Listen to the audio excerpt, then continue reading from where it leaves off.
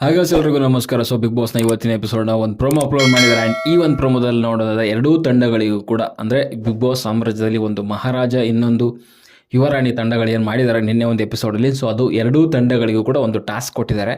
May be ಈ ಟಾಸ್ಕಲ್ಲಿ ಯಾರು win ಆಗ್ತಾರೆ, ಸೊ ಅವರು ಈ ವಾರದ ಒಂದು ಕ್ಯಾಪ್ಟನ್ಸಿ ಟಾಸ್ಕ್ ಏನಿದೆ, ಮುಂದಿನ ವಾರಕ್ಕೆ ಯಾರು ಕ್ಯಾಪ್ಟನ್ ಆಗ್ತಾರೆ, ಸೊ ಆ ಆಯ್ಕೆ ಮಾಡೋದಕ್ಕೆ ಒಂದು ಏನು ಟಾಸ್ಕ್ ಕೊಡ್ತಾರೆ, ಸೊ ಆ ಒಂದು ಟಾಸ್ಕಿಗೆ ಆಯ್ಕೆ ಆಗ್ತಾರೆ.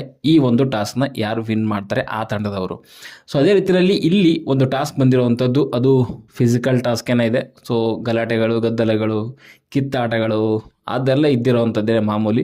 ಸೊ ಅದೇ ರೀತಿಯಲ್ಲಿ ಬಿಗ್ ಬಾಸ್ ಒಂದೇನು ಕೊಳವೆ ಇದರಿಂದ ಏನು ಬಿಡ್ತಿದ್ದಾರೆ, ಸೊ ಅದು ಮಣ್ಣಿನ ಉಂಡೆಗಳಾಗಿರುತ್ತೆ. ಸೊ ಆ ಮಣ್ಣಿನ ಉಂಡೆಯಿಂದ ಕಲೆಕ್ಟ್ ಮಾಡಿಕೊಂಡು, ಸೊ ಆ ಕಲೆಕ್ಟ್ ಮಾಡ್ಕೊಂಡಿರೋಂಥ ಮಣ್ಣಿನ ಉಂಡೆಯಿಂದ ಅಲ್ಲಿ ಏನು ರೆಡಿ ಮಾಡಬೇಕು ಅಂತ ಹೇಳಿರ್ತಾರೆ, ಸೊ ಅದನ್ನು ಒಂದು ತಯಾರು ಮಾಡಬೇಕಾಗತ್ತೆ. ಕೊನೆಗೆ ಬಜರ್ ಆಗೋ ಟೈಮಲ್ಲಿ ಯಾರ ಒಂದು ತಂಡದಲ್ಲಿ ಅದೇನು ತಯಾರು ಮಾಡಿರ್ತಾರೆ ವಸ್ತು, ಸೊ ಆ ವಸ್ತುನ ಎಷ್ಟು ಜಾಸ್ತಿ ಇರ್ತವೆ, ಜೊತೆಗೆ ಆ ವಸ್ತುಗಳಲ್ಲಿ ಎಷ್ಟು ಚೆನ್ನಾಗಿರ್ತವೆ ಅನ್ನೋದು ಮ್ಯಾಟ್ರ್ ಆಗುತ್ತೆ.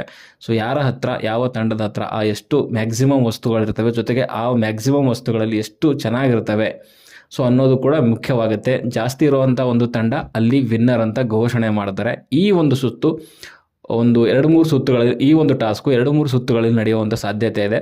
ಸೊ ಅದೇ ರೀತಿಯಲ್ಲಿ ಅಲ್ಲಿ ಕಲೆಕ್ಟ್ ಮಾಡ್ಕೊಳ್ಳಿಕ್ಕೆ, ಆ ಮಣ್ಣಿನ ಉಂಡೆಗಳನ್ನು ಕಲೆಕ್ಟ್ ಮಾಡ್ಕೊಳ್ಳಿಕ್ಕೆ ಒಂದು ತಂಡದಿಂದ ಒಟ್ಟಲ್ಲಿ 4 ಜನ ಬರ್ತಾರೆ, ಒಂದು ತಂಡದಲ್ಲಿ 2 ಬರಬೇಕಾಗತ್ತೆ. ಸೊ ಅದೇ ರೀತಿಯಲ್ಲಿ ನೋಡ್ತಾ ಇದ್ದಾರೆ, ಒಂದು ತ್ರಿವಿಕ್ರಮ್ ಕಾಣಿಸ್ತಿದ್ದಾರೆ, ಇನ್ನೊಂದು ತಂಡದಿಂದ ಇನ್ನೊಬ್ಬರು ನಮ್ಮ ರಜತ್ ಅವ್ರು ಕಾಣಿಸ್ತಿದ್ದಾರೆ, ಇನ್ನೊಂದು ತಂಡದಿಂದ ಅಲ್ಲಿ ಶಶಿರ್ ಕಾಣಿಸ್ತಿದ್ದಾರೆ, ಇನ್ನೊಂದು ತಂಡದಿಂದ ಅಲ್ಲಿ ಯಾರು ಧನರಾಜ್ ಅವರಿದ್ದಾರೆ.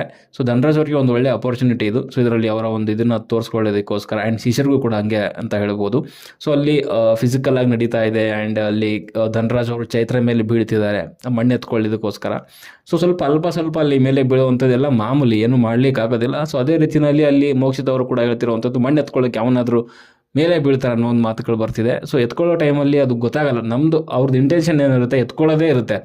ಸೊ ಅದು ಬಟ್ ಆದರೂ ಎತ್ಕೋಬಹುದು, ಬಟ್ ಬೇರೆಯವರಿಗೆ ಹಾರ್ಮ್ ಆಗೋ ರೀತಿಯಲ್ಲಿ ಎತ್ಕೊಳ್ಳುವಂಥದ್ದು ಸರಿ ಅಲ್ಲ ಅನ್ನೋದು ನನ್ನ ಒಂದು ಅನಿಸಿಕೆ. ಆ್ಯಂಡ್ ಅಲ್ಲಿ ಗಲಾಟೆಗಳು ಕೂಡ ನಡೀತಾ ಇದೆ, ಮಂಜು ವರ್ಸಸ್ ರಜತ್. ಆ್ಯಂಡ್ ಅಲ್ಲಿ ತ್ರಿವಿಕ್ರಮ್ ಮತ್ತು ರಜತ್ ಇಬ್ಬರು ಕೂಡ ತಳ್ಳಾಟ, ಗುದ್ದಾಟ ಎಲ್ಲ ನಡೀತಾ ಇದೆ. ಸೊ ಅಲ್ಲೆಲ್ಲ ಶಾರ್ಪ್ ಆಗಿರೋವಂಥ, ಮೇ ಬಿ ಶಾರ್ಪ್ ಅದು ಮೆಟಲ್ದ ಅಥವಾ ಕಟ್ಟಿಗೆದ ಅನ್ನೋದು ಗೊತ್ತಿಲ್ಲ ನನಗೆ, ಅದೇನು ಚಾಕು ಎಲ್ಲ ಇಟ್ಕೊಂಡಿದ್ದಾರೆ. ಸೊ ಅದ್ರ ಮೇಲೆಲ್ಲ ಬಿದ್ದೆಲ್ಲ ಒದ್ದಾಡೋ ರೀತಿನೆಲ್ಲ ಕಾಣಿಸ್ತಿದೆ. ಸೊ ಅದು ಸ್ವಲ್ಪ ಜಾಸ್ತಿ ಫಿಸಿಕಲ್ ಆಗಿ ಏನಾದರೂ ಇಂಜುರಿ ಆಗ್ಬೋದು. ಸೊ ಸ್ವಲ್ಪ ಅದನ್ನು ನೋಡಿಕೊಂಡು ಆಡಿದ್ರೆ ಅವರಿಗೆ ಒಳ್ಳೆಯದು.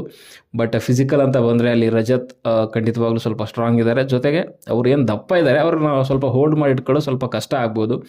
ಸೊ ಸ್ಟ್ರಾಂಗ್ ಇಲ್ಲ ಅಂದರೂ ಕೂಡ ಸ್ವಲ್ಪ ಹಿಡ್ಕೊಳ್ಳೋ ಸ್ವಲ್ಪ ಕಷ್ಟ ಆಗುತ್ತೆ. ಆ್ಯಂಡ್ ತ್ರಿವಿಕ್ರಮ್ ಕೂಡ ಅಲ್ಲಿ ಇಬ್ಬರು ಒಂದು ರೀತಿಯಲ್ಲಿ ಕಾಂಪಿಟೇಷನ್ ನಡೀತಾ ಇದೆ. ನಿಮ್ಗೆ ಗೊತ್ತಿರೋ ತ್ರಿವಿಕ್ರಮ್ ಅವರು ಬೇರೆ ಟೀಮಲ್ಲಿದ್ದಾರೆ, ಆ್ಯಂಡ್ ರಜತ್ ಅವ್ರು ಬೇರೆ ಟೀಮಲ್ಲಿದ್ದಾರೆ. ಸೊ ತ್ರಿವಿಕ್ರಮ್ ಇರೋವಂಥದ್ದು ಮಂಜು ಅವ್ರ ಟೀಮಲ್ಲಿ, ಆ್ಯಂಡ್ ರಜತ್ ಇರುವಂಥದ್ದು ಮೋಕ್ಷಿತ್ ಅವರ ಒಂದು ತಂಡದಲ್ಲಿ. ಸೊ ಅದಕ್ಕೋಸ್ಕರ ಇಲ್ಲಿ ಅವರಿಬ್ಬರ ಮಧ್ಯೆ ಒಂದು ಸ್ವಲ್ಪ ಕಾಳಗ ನಡೀತಾ ಇದೆ ಅಂತಲೇ ಹೇಳ್ಬೋದು. ಆ್ಯಂಡ್ ಮಂಜು ವರ್ಸಸ್ ಅಲ್ಲಿ ರಜತ್ ಕೂಡ ಮಾತುಕತೆ ನಡೀತಾ ಇದೆ. ಸೊ ಸ್ವಲ್ಪ ನಡೀತೆ, ಬಿಸಿ ಅಂತೂ ಇದ್ದೇ ಇರುತ್ತೆ. ಸೊ ಅದಕ್ಕೋಸ್ಕರ ಇಲ್ಲಿ ಬೆಂಕಿ ಹಚ್ಚಬೇಕು ಅಂತಲೇ ಒಂದು 2 ಟೀಮ್ ಮಾಡಿದ್ದಾರೆ ಆಲ್ರೆಡಿ ಬಿಗ್ ಬಾಸು. ಅದರಲ್ಲಿ ಬಿಗ್ ಬಾಸ್ ಟೀಮ್ ಮಾಡಿದ್ದಂದರೆ ಅವರೇ ಟೀಮ್ ಮಾಡಿಬಿಟ್ಟಿದ್ದಾರೆ, ಅಂದರೆ ನೀವು ಈ ಟೀಮಲ್ಲಿ ಇರಬೇಕು ಅಂತ. ಅದು ಜನಗಳಿಗೆ ಬಿಡಬೇಕಾಗಿತ್ತು. ಇವಾಗ ಒಂದು ಟಾಸ್ಕು ಸಾಮ್ರಾಜ್ಯ ಅಂತಂದರೆ ಜನಗಳ ಒಂದು ಆಯ್ಕೆ ಮೇರೆಗೆ ಅವರು ಅವರ ಒಂದು ರಾಜನ ಅಥವಾ ರಾಣಿನ ಆಯ್ಕೆ ಮಾಡಬೇಕು. ಅದನ್ನೆಲ್ಲ ಬಿಟ್ಬಿಟ್ಟು ಈ ಬಿಗ್ ಬಾಸ್ನೇ ಹೇಳ್ಬಿಡ್ತಾನೆ, ನೀವು ಈ ತಂಡಕ್ಕೆ ಹೋಗಿ, ನೀವು ಈ ತಂಡಕ್ಕೆ ಹೋಗಿ, ಆಮೇಲೆ ಹೊಡೆದಾರ ಸಾಯ್ರಿ ಅಂತ. ಇದು ಯಾವುದು ಬಿಗ್ ಬಾಸ್ ಗುರು, ಇದು ಸ್ಕ್ರಿಪ್ಟೆಡ್ ಅಂತ ಅಂದೆ ಇನ್ನೇನಂತಾರೆ. ನಾನು ಹೇಳ್ತಿಲ್ವಾ, 80% ಬಿಗ್ ಬಾಸ್ ಸ್ಕ್ರಿಪ್ಟೆಡೇ ಅದು. ಈ ಕಿತ್ತಾಟಗಳಿಗೆಲ್ಲ ಬಿಗ್ ಬಾಸೇ ಕಾರಣ. ಬಿಗ್ ಬಾಸ್ ಅಲ್ಲಿ ಬೆಂಕಿ ಹಚ್ಚೋ ಬಿಗ್ ಬಾಸ್ ಅದಕ್ಕೋಸ್ಕರ ಮಂಜು ವರ್ಸಸ್ ಅಲ್ಲಿ ರಜತ್ ಮಾತುಕತೆ ನಡೀತಾ ಇದೆ. ಸೊ ಅಲ್ಲೆಲ್ಲ ಭಯ ಪಡುವಂಥದ್ದು, ತಲೆ ಹೊಡೆದಾಕ್ತೀನಿ ಅನ್ನೋ ಒಂದು, ಬುರುಡೆ ಹೊಡೆದಾಕ್ತೀನಿ ಅನ್ನೋವಂಥದ್ದು, ಆ ಕಡೆಯಿಂದ ರೌಡಿ ಥರ ಏನಕ್ಕೆ ಕಾಡ್ತಿದ್ಯಾ ಅನ್ನೋವಂಥದ್ದು, ಇದೆಲ್ಲ ಮಾಮೂಲಿನೇ ಬರ್ತಿರೋವಂಥದ್ದೇನೆ. ಆ್ಯಂಡ್ ಇಲ್ಲಿ ಮಾತುಗಳು ಸ್ವಲ್ಪ ರಜತ್ ಕಂಟ್ರೋಲಲ್ಲಿ ಇಟ್ಕೊಬೇಕು. ನಾನು ಬಂದಿದ್ದೀನಿ, ಏನೋ ಒಂದು ದಬಾಗ್ತೀನಿ, ನಾನು ಮಾಡೇ ಮಾಡ್ತೀನಿ ಅಂತ ಮಾತುಗಳು ಓವರ್ ಆದರೆ ಎದುರುಗಡೆ ಇರೋವಂಥನೇ ಪ್ರವಾಕ್ ಆಗುತ್ತೆ. ಆಡಬೇಕು ಇವಾಗ ಮಂಜು ಎದುರುಗಡೆಗೆ ಆಡಲಿ, ತ್ರಿವಿಕ್ರಮ್, ನನ್ನ ಪ್ರಕಾರ ಅವರಿಬ್ಬರು ಇನ್ನೂ ಸ್ವಲ್ಪ ಬ್ಯಾಕ್ ಫುಟಲ್ಲೇ ಇದ್ದಾರೆ ರಜತ್ನ ನೋಡಿಕೊಂಡು. ಮೇ ಬಿ ರಜತ್ನ ಒಂದು ಎಲ್ಲ ರೀತಿಯ ಒಂದು ಆಟಗಳನ್ನು ನೋಡಿಕೊಂಡು ಅಟ್ಯಾಕ್ ಮಾಡೋದ್ರಲ್ಲಿ ಯಾವುದೇ ಅನುಮಾನ ಇಲ್ಲ.